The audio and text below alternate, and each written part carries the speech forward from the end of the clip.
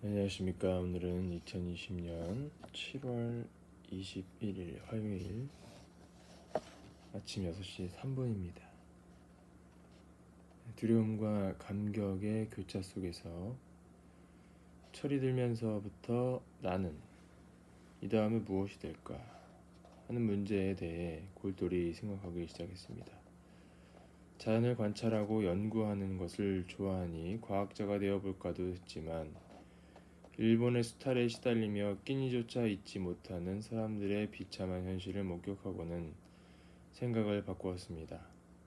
과학자가 되어 노벨상을 받는다고 해도 헐벗고 굶주린 사람들의 눈물을 씻어줄 수는 없을 것 같았습니다. 나는 사람들의 흐르는 눈물을 닦아주고 마음에 쌓인 슬픔을 없애주는 사람이 되고 싶었습니다. 숲속에 누워 새들의 노랫소리를 들으면 이 세상을 저 소리처럼 정답게 만들어야지, 사람들의 얼굴을 꽃처럼 향기롭게 만들어주는 사람이 되어야지 하는 생각이 절로 들었습니다. 과연 어떤 사람이 되어야 그런 일을 할 수 있을지는 잘 몰랐지만 사람에게 행복을 전하는 사람이 되어야겠다는 마음만은 굳어져 갔습니다. 내 나이 10살 무렵 목사인 윤국 할아버지 덕분에 우리 집안은 모두 기독교를 개종하고 열심히 신앙생활을 했습니다. 그때부터 나는 한 번도 거르지 않고 성실하게 교회를 다녔습니다. 예배 시간에 조금이라도 늦으면 너무 부끄러워 얼굴도 들지 못했습니다. 어린 나이에 무얼 알아 그리 했을까마는 내 마음속에는 그때 이미 하나님의 존재가 커다랗게 자리 잡고 있었습니다. 그리고 삶과 죽음, 인생의 고통과 슬픔에 대해 심각하게 고민하는 시간이 늘어나기 시작했습니다. 12살 때 증조할아버지 묘를 이장하는 것을 본 적이 있습니다. 원칙대로라면 문중 어른들만 참석하는 자리였지만 사람이 죽으면 어떻게 되는지 직접 보고 싶은 마음에 길을 쓰고 끼어들었습니다. 묘를 파고 시체를 이장하는 것을 지켜보던 나는 순간 놀라움과 두려움에 휩싸였습니다. 예를 갖춘 어른들이 모두 모여 분묘를 열었을 때 내 눈에 들어온 것은 앙상한 뼈 조각뿐이었습니다. 그동안 아버지와 어머니를 통해 들었던 증조 할아버지의 모습은 온데간데 없고 하얀 뼈만 흉측한 모습을 드러냈습니다. 증조 할아버지의 뼈를 보고 난 후 나는 한동안 그 충격에서 헤어나오지 못했습니다. 증조 할아버지도 살아계실 적에는 우리와 똑같은 모습을 하고 계셨을 텐데, 그럼 우리 부모님도 돌아가시면 증조 할아버지처럼 하얀 뼈만 남는 건가? 나도 죽으면 그렇게 되는 건가? 사람은 모두 죽어야 하나? 죽은 다음엔 아무 생각도 못하고 그저 누워만 있는 건가? 그럼 생각은 어디로 가는 건가? 하는 의문이 머릿속에서 떠나지 않았습니다. 그때 집안에 이상한 일들이 많이 벌어졌습니다. 지금도 생각하게 기억나는 일이 하나 있습니다. 예장을 만들려고 물레에서 뽑은 톱끝을 독에 넣어두려는데 어느 날 밤 그것이 윗마을 오래된 밤나무에 하얗게 널려 있었습니다. 톱끝은 한 필 정도의 양이 될 때까지 모았다가 무명을 짜서 자식들 혼례에 쓰는 것인데 우리 고향에서는 이것을 예장이라고 불렀습니다. 그런데 누가 그것을 한밤중에 집에서 멀리 떨어진 밤나무에 걸쳐 놓은 건지 알 수 없었습니다.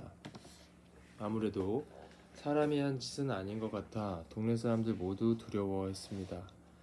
16살 무렵 13의 남매 중 5명의 동생이 한 해에 세상을 떠나는 비극도 겪었습니다. 한꺼번에 아이 5을 잃은 부모님의 상심은 이루 말할 수 없었습니다. 그런데 끔찍한 일은 우리 집 담장을 넘어 문중에까지 번졌습니다. 멀쩡하던 소가 갑자기 죽어나가고 잇따라 말이 죽더니 하룻밤새에 돼지가 7마리나 죽어나갔습니다. 집안의 고난은 민족의 고통, 세계의 고통으로 이어졌습니다. 점점 악랄해지는 일본의 압정과 우리 민족의 비참한 처지를 지켜보며 나의 고민도 커져만 갔습니다. 사람들은 먹을 것이 없어 풀이며 나무 껍질에 있는 대로 뜯어다가 끓여 먹어야 했습니다. 세계적으로도 전쟁이 끊이지 않았습니다. 그러다 어느 날 나와 동갑인 중학생이 자살을 했다는 신문 기사를 읽게 되었습니다. 그 소년은 왜 죽었을까? 어린 나이에 무엇이 그리도 괴로웠을까? 마치 내가 당한 슬픔인 것처럼 가슴이 무너져 내렸습니다. 신문을 펼쳐놓은 채 사흘 밤낮을 통곡했습니다. 끝도 없이 흘러내리는 눈물을 주체할 수 없었습니다. 세상에 왜 이렇게 이상한 일이 잇따라 일어나는 것인지, 왜 착한 사람들에게 슬픈 일이 생기는지 도무지 이해할 수 없었습니다. 증조 할아버지의 산소를 이정하면서 그 뼈를 목격한 이후 삶과 죽음에 관해 의문을 갖게 된 데에다 집안에서 벌어지는 이해할 수 없는 일들로 인해 나는 종교에 매달리게 되었습니다.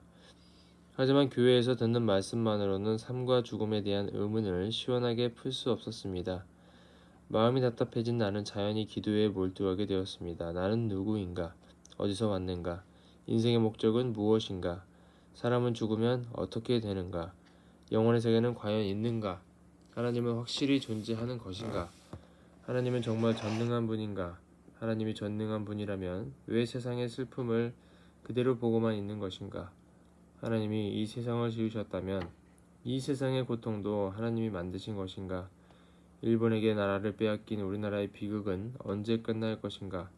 우리 민족이 당하는 고통의 의미는 무엇인가? 왜 인간은 서로를 미워하며 싸우고 전쟁을 일으키는 것인가? 등 참으로 심각하고 본질적인 질문들이 가슴속을 가득 메웠습니다. 그 누구도 쉽게 대답하기 힘든 질문들이라 기도하는 길밖에는 다른 도리가 없었습니다. 나를 괴롭히는 마음의 문제를 하나님께 털어놓고 기도하는 동안에는 고통도 슬픔도 사라지고 마음이 편안했습니다. 기도하는 시간이 점점 길어지다 급기야 밤을 새우는 날도 하루하루 늘어났습니다.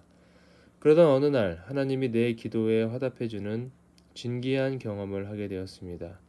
그날은 내 평생 가장 소중한 기억으로 남을 꿈에도 잊을 수 없는 날입니다. 6살 되던 해의 부활절 전야였습니다.